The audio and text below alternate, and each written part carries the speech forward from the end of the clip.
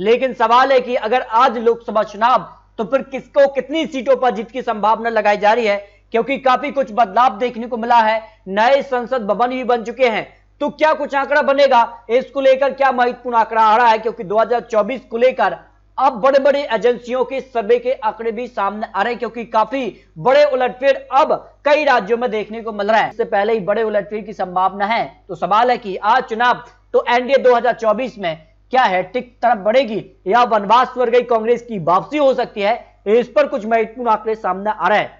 तो शुरुआत करते हैं पश्चिम बंगाल की 42 लोकसभा सीटों के लिए का जो अनुमान है, क्योंकि पश्चिम बंगाल भी सबसे महत्वपूर्ण माना जा रहा है, क्योंकि हाल ही में यहाँ ममता बनर्जी भी यहाँ पर विपक्ष की मीटिंग में पहुंची थी। और ऐसे में पश्चिम बंगाल का क्या माहौल बनता नजर आ रहा है। आज चुनाव तो पश्चिम बंगाल की 20 सीटें भारतीय जनता पार्टी के पक्ष में जा सकते हैं, टीएमसी को भी 20 सीटें और 2 सीटों पर कांग्रेस को जीत की संभावना लगाई जा रही है।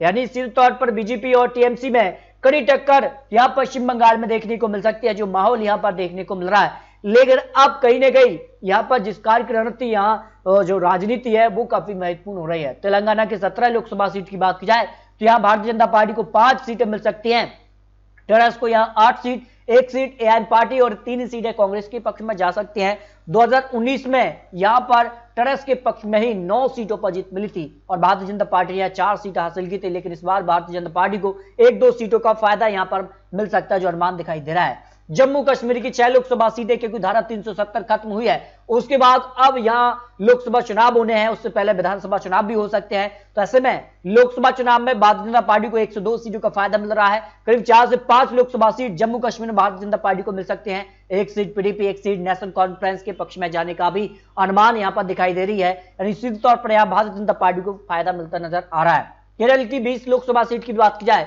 तो यहां पर जिस काज से यहां पर राहुल गांधी सांसद थे वायनाड से, अब उनका यहां पर जो है सदस्यता रद्द हो चुकी है। और ऐसे में अब यहां पर जिस काज से भारत जोड़ो यात्रा कांग्रेस ने केरल से ही शुरू की है, और ऐसे में माना जा रहा है कि यहां भारतीय जनता पार्टी 0 से 1 सीट मिल सकती है।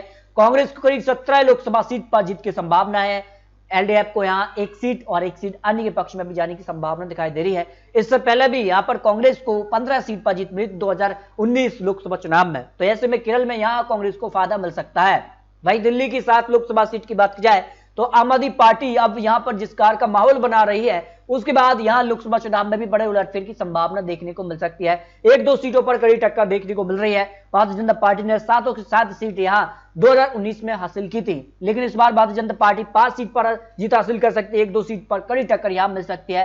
तो ऐसे में भारतीय जनता पार्टी का आंकड़ा बढ़ भी सकता है। जबकि उत्तराखंड की 5 सीट की बात की जाए तो 5 सीटों पर एक बार फिर से भारतीय जनता पार्टी पूर्ण रूप से कमल खिला सकती है। उत्तराखंड को लेकर जो अनुमान दिखाई दे रहा है। हरियाणा की 10 लोकसभा सीट पर भी काफी कड़ी टक्कर देखने को मिल सकती है, लेकिन भारतीय जनता पार्टी को करीब 8 लोकसभा सीट, 2 सीटों पर कांग्रेस यहां पर जो है कड़ी टक्कर देती नजर आ सकती है, जो अनुमान यहां पर हरियाणा को लेकर लगाया जा रहा है। जबकि मेघालय की 2 लोकसभा सीटों में से 1 सीट कांग्रेस और 1 सीट अन्य के पक्ष में जाने का अनुमान लोकसभा की 543 सीटों पर लगाया जा रहा है। अरुणाचल प्रदेश की 2 लोकसभा सीटों में दोनों सीटों पर भारतीय जनता पार्टी का पलड़ा भारी नजर आ रहा है और दोनों सीटों पर वो जीत हासिल कर सकते हैं। पंजाब की 13 लोकसभा सीटें आती हैं और पंजाब में भी बड़ा उलटफेर देखने को मिला है। यहाँ विधानसभा चुनाव में यहाँ पर आम आदमी पार्टी ने सरकार बना ली है और भारतीय जनता पार्टी का शिरोमणि अकाली दल से जो गठबंधन था वो टूट चुका है। और ऐसे में माना जा रहा है कि एक बार फिर से यहाँ पर गठबंधन शिरोमणि अकाली दल के साथ बीजेपी का हो सकता है। ऐसा गठबंधन अगर होता है तो फिर भारतीय जनता पार्टी को 102 सीट मिल सकती है, कांग्रेस को करीब 5 सीट, शिरोमणि अकाली दल को 2 सीट, 4 सीटों पर आम आदमी पार्टी को जीत की संभावना हो सकती है।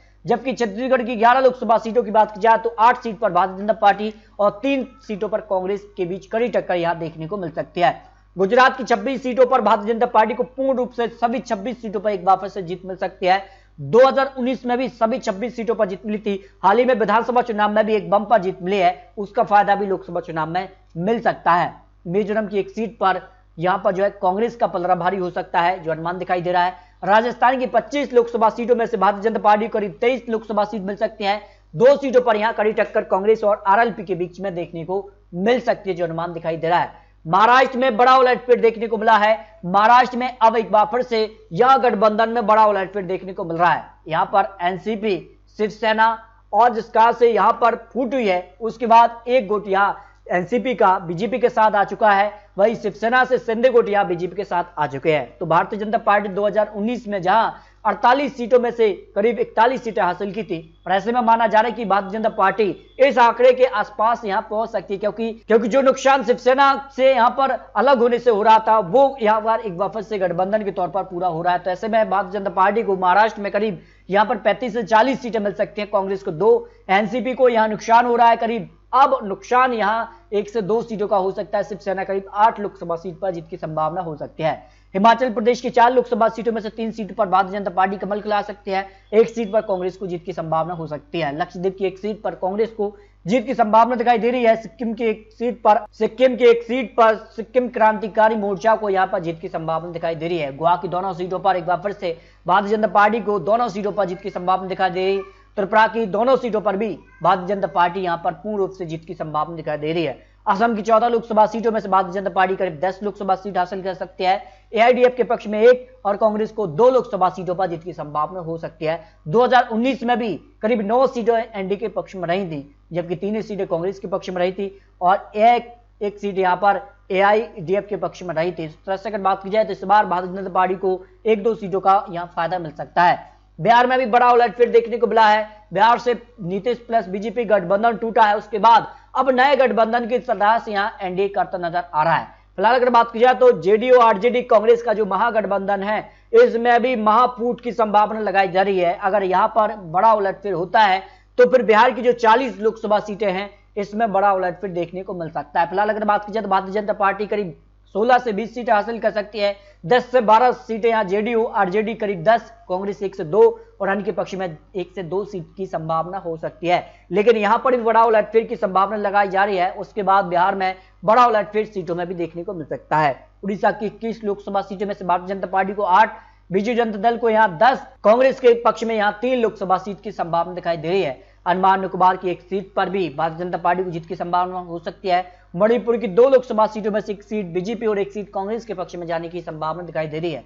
आंध्र प्रदेश की 25 लोकसभा सीटों में से बीजेपी को करीब 0 से 1 सीट, वाईएसआर के पक्ष में 20, टीडीपी को 3 और कांग्रेस को 1 सीट पर जीत की संभावना दिखाई दे रही है। यानी सीधे तौर पर वाईएसआर कांग्रेस का यहां पलड़ा भारी नजर आ रहा है। जबकि तमिलनाडु की 39 लोकसभा सीटों में से बीजेपी को 0 से 1 सीट और बीजेपी गठबंधन की जो एआईडीएमके के साथ है उसको करीब 0 से 8 और डीएमके को 15, कांग्रेस को 10, यानी सीधे तौर पर यहां पर तमिलनाडु में यूपीए गठबंधन भारी नजर आ रहा है, जो अनुमान दिखाई दे रहा है। जबकि उत्तर प्रदेश की 80 लोकसभा सीटें, सबसे ज्यादा सीटें आती हैं और इस बार माना जा रहा है कि बीजेपी सभी 80 सीटों का टारगेट है। लेकिन इस बार जो अनुमान है उस हिसाब से बीजेपी करीब 70 लोकसभा सीट तक पहुंच सकती है।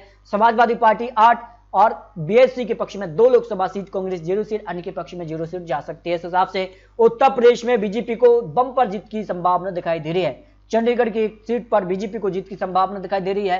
कर्नाटक में यहां पर 28 लोकसभा सीटें हैं और माना यह जा रहा है कि कर्नाटक में भी बड़ा उलटफेर हो सकता है, जिस प्रकार की खबर सामने आ रही है।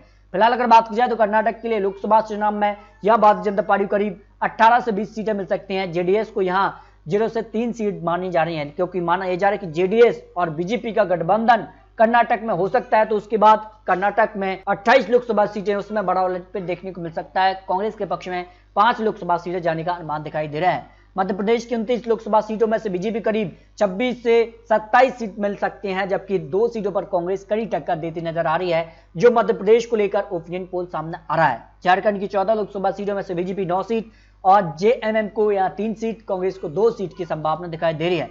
तरह से अगर बात की जाए तो यहां पर 543 सीटों का जो ओपिनियन पोल सामने आ रहा है, सी वोटर के अनुमान से एनडीए को 43% वोट शेयर, यूपीए को 29% वोट शेयर, अन्य के पक्ष में 28% वोट शेयर जा सकता है। उस हिसाब से अगर बात की जाए तो किसको कितनी सीट, एनडीए को 298 सीट है, यूपीए को 153 सीट, अन्य के पक्ष में 92 सीटें जा सकती हैं। उस हिसाब से अगर बात की जाए तो फिर एनडीए एक बार फिर से बहुमत के आंकड़े के पार जा रही है। उस हिसाब से प्रधानमंत्री मोदी जी हैट्रिक की तरफ बढ़ते नजर आ रहे हैं, जो अनुमान यहां पर दिखाई दे रहा है।